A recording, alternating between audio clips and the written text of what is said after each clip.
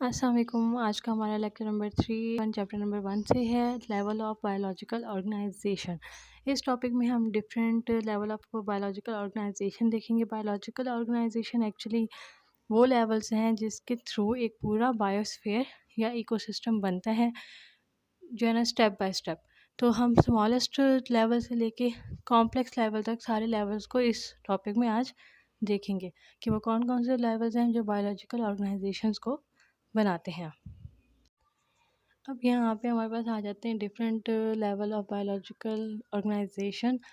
सबसे पहले देख लेते हैं ये होते क्या हैं। The biological levels of a organization of living things arrange from the simplest to most complex are, कि सिंपलेस्ट से लेके कॉम्प्लेक्स फॉर्म तक जाते हैं ये। और उनमें सबसे simplest organelles, then cells, tissues, organ systems, organisms, population, communities, ecosystem and biosphere।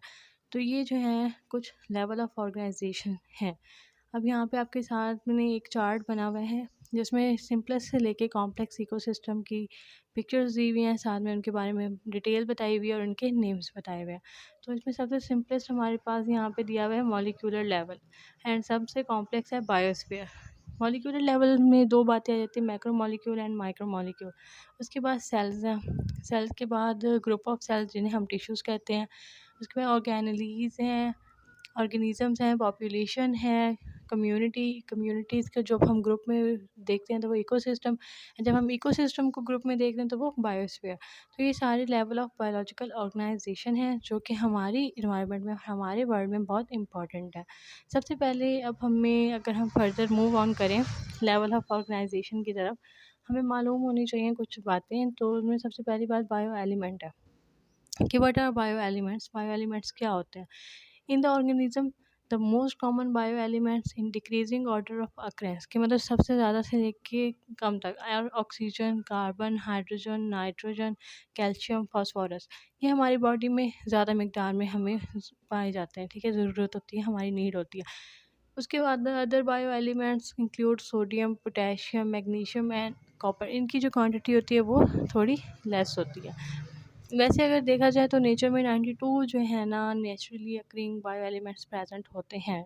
92 जो कि अब तक डिस्कवर हो चुके हैं, बट 16 ऐसे हैं, और कुछ उनमें से कुछ एक तो ऐसे और मिला लें जो कि हमारी बॉडी की नीड होते हैं या ऑर्गेनिज्म की बॉडी की नीड होती है, तो उनको हम बायो एलिमेंट्स कह सकते हैं। बायो एलिमेंट्स नाम से ही पता चल रहा है, बायो अबाउट लाइफ।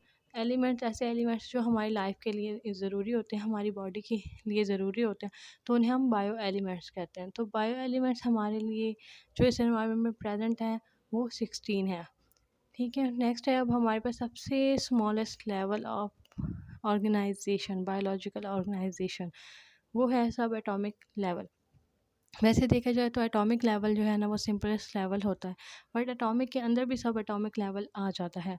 सब atomic constituents of the physical world that interact with each other including electron, proton, photons and alpha particle. सब एटॉमिक लेवल में हमारे पास आ जाते होते हैं इलेक्ट्रॉन, प्रोटॉन, न्यूट्रॉन, क्योंकि यही इलेक्ट्रॉन, प्रोटॉन, न्यूट्रॉन जो है ना वो एक एटम को कॉन्स्टिट्यूट करते हैं।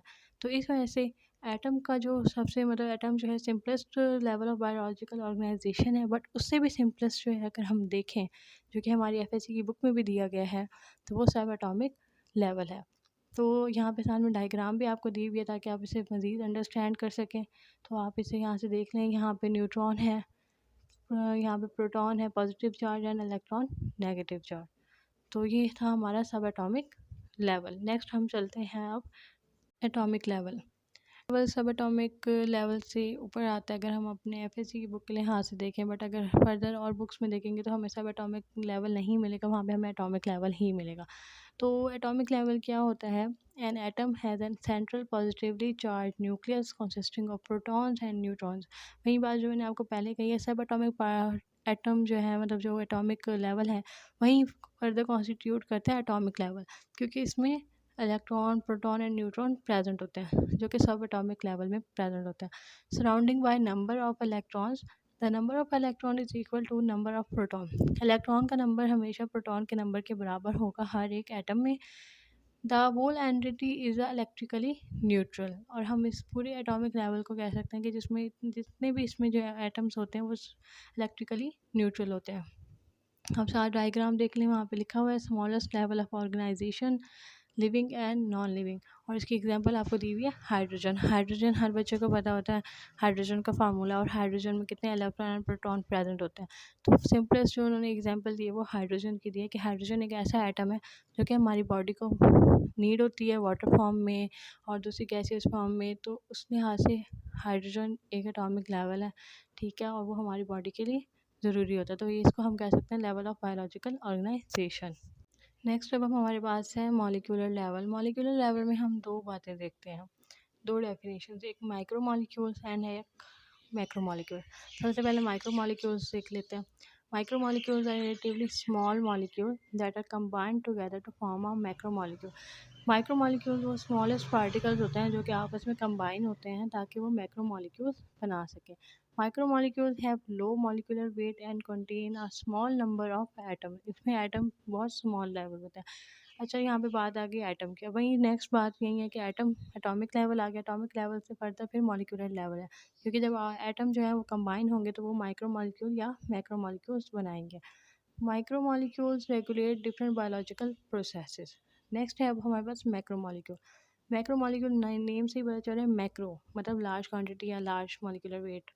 Macromolecule are relatively large molecule with a high molecular weight. Macromolecules are made of small micromolecule। वहीं पहले वाली डेफिनेशन में जो हमने बात देखी कि स्मॉलेस्ट जो है ना माइक्रोमोलिक्यूल से मिलकर बनते हैं, तो इन्हें हम कहते हैं मैक्रोमोलिक्यूल। अच्छा जी, साथ में ही डायग्राम दी हुई है जिसमें डिफरेंस बताया गया माइक्रोमोलिक्यूल एंड मैक्रोमोलिक्यूल के बारे में। सेम वही बातें हैं जो इस डेफिनेशन में प्रेजेंट है, एक बार उसे भी देख लेते हैं। Micromolecule small in size, have low molecular weight, have simple structure, highly soluble in intracellular fluids। Example दी हुई हैं inorganic water, mineral salt, gases etcetera. Next अब है मैक्रोमोलिक्यूल लार्ज इन साइज होते हैं, have high molecular weight, have complex structure, occur in colloidal state, being insoluble in intracellular fluid. ये insoluble होते हैं इंट्रासेलुलर फ्लूइड में। These include only organic polysaccharides. तो ये बात होगी मॉलिक्यूलर लेवल की। नेक्स्ट अब हम चलते हैं ऑर्गेनेलीज लेवल की तरफ। ऑर्गेनेलीज लेवल की डेफिनेशन पहले हम देख लेते हैं ताकि हमें समझ आ जाए what are organelles.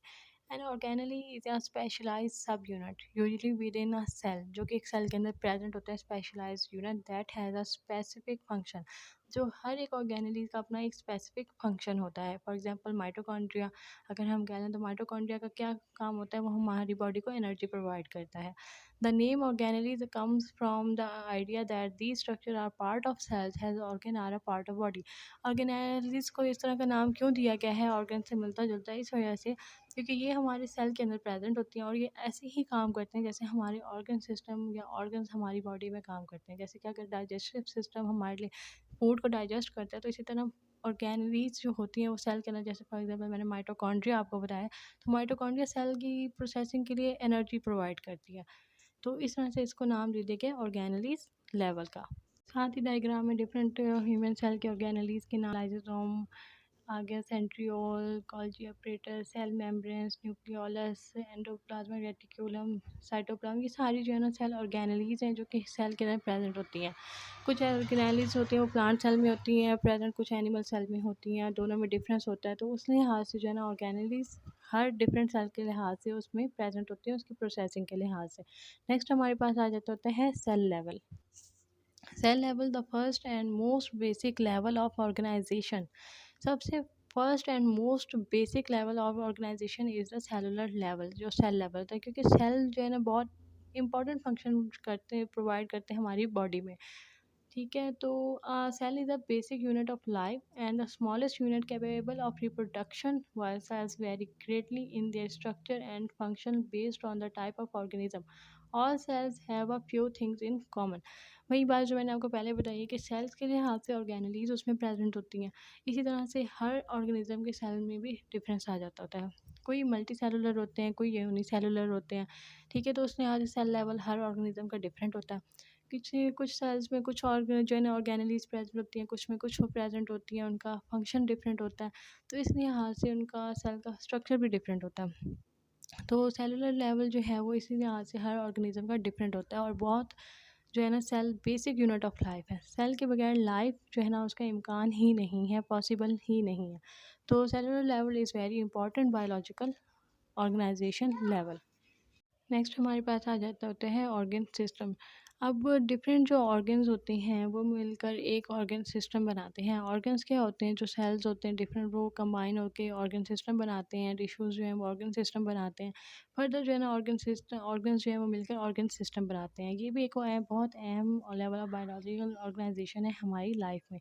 And organ system is a biological system consisting of a group of organs that work together, perform one or more functions. Each organ has a specialized role in a plant or animal body and is made up of distinct tissues.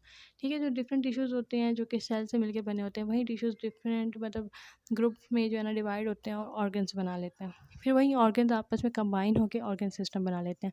Her organ system का अपना एक specialised काम होता है, function होता है, जो कि वो हमारी बॉडी में कर रहे होते हैं। जैसे कि डाइजेस्टिव सिस्टम फूड डाइजेस्ट करता है, रेस्पिरेटरी सिस्टम हमें सांस लेने में मदद करता है। इसी तरह डिफरेंट हमारी बॉडी में ऑर्गन सिस्टम्स प्रेजेंट होते हैं।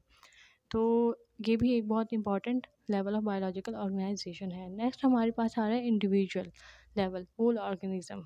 Individual is one organism and is also one type of organism. For example human, cat, moss, palm tree, क्री, व्हेल, टैप वॉर्म और काउ इन आवर एग्जांपल। मतलब एक ऑर्गेनिज्म जस्ट वन जो individual होता है, ठीक है। जैसे कि अगर हम एक ह्यूमन की बात करें तो हम एक इंडिविजुअल की बात कर रहे हैं।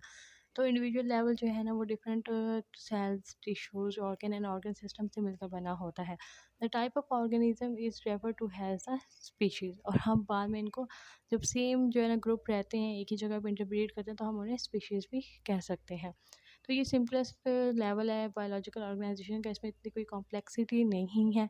जस्ट इतना हमें मालूम होता है कि जो सिंपल जो अभी तक हमने सब एटॉमिक लेवल से लेके हमने ऑर्गन सिस्टम तक पढ़ा है कि सारे लेवल मिलकर क्या बनाते हैं, एक इंडिविजुअल, एक ऑर्गेनिज्म बनाते हैं। नेक्स्ट हमारे पास है पॉपुलेशन लेवल। अब डिफरेंट इंडिविजुअल जब एक साथ एक जगह को इनहेबिट करेंगे, वहाँ पे रहेंगे, इंटरब्रीड करेंगे, तो वहाँ पे वो उनकी एक पॉपुलेशन लेवल हो जाएगा। Organism of species living together in a group at a particular place are called a population. A population is an assortment of organism in a given location. कि एक लोकेशन पे जितने भी इंडिविजुअल प्रेजेंट होंगे same species के, तो उन्हें हम पॉपुलेशन कह सकते हैं। These organism since they belong to the same species can interbreed and produce more of their kind.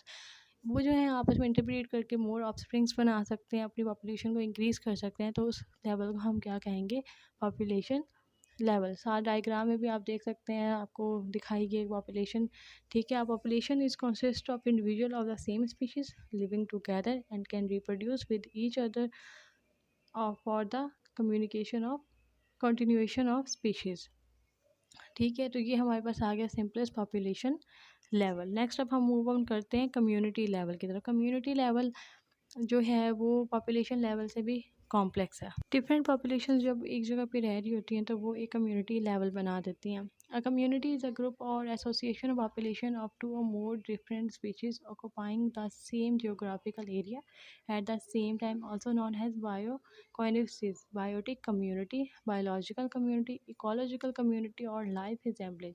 इनको हम अलग अलग तरह के नेम दे सकते हैं, ठीक है।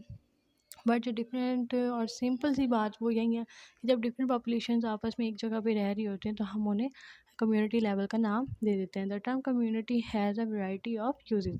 और डिफरेंट कम्युनिटीज़ जो होती हैं उनके डिफरेंट यूजेस होते हैं। साथ में आपको अभी यहाँ पे डायग्राम दिखाई गई है।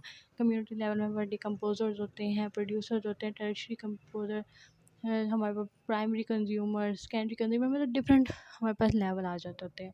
तो ये जो है ना ये सारा हमारे पास था level of biological organisation. Further आगे इकोसिस्टम होते हैं। जब बहुत सारी कम्युनिटीज़ आपस में एक साथ रहती हैं तो हम उन्हें कह सकते हैं कि वो एक इकोसिस्टम बना रही है। और जब बहुत सारी इकोसिस्टम हम एक जगह पे ग्रुप करते हैं तो हम कह सकते हैं कि वो एक बायोस्फीयर बना लेते हैं। तो ये जो है ना सारे जो है ना सब एटॉमिक से लेके बायोस्फीयर तक सारे लेवल ऑफ बायोलॉजिकल ऑर्गेनाइजेशन हैं। और ये हमारे वर्ल्ड के लिए, हमारी लाइफ के लिए बहुत ज़्यादा इम्पॉर्टेंट है। तो आज का टॉपिक यहीं पे एंड होता है। अगर किसी किस्म की आपको कन्फ्यूजन है तो काइंडली कमेंट डाउन, आप कमेंट करके पूछ सकते हैं। मेरे चैनल को लाइक, कमेंट एंड सब्सक्राइब करें। Thank you. अल्लाह हाफिज़।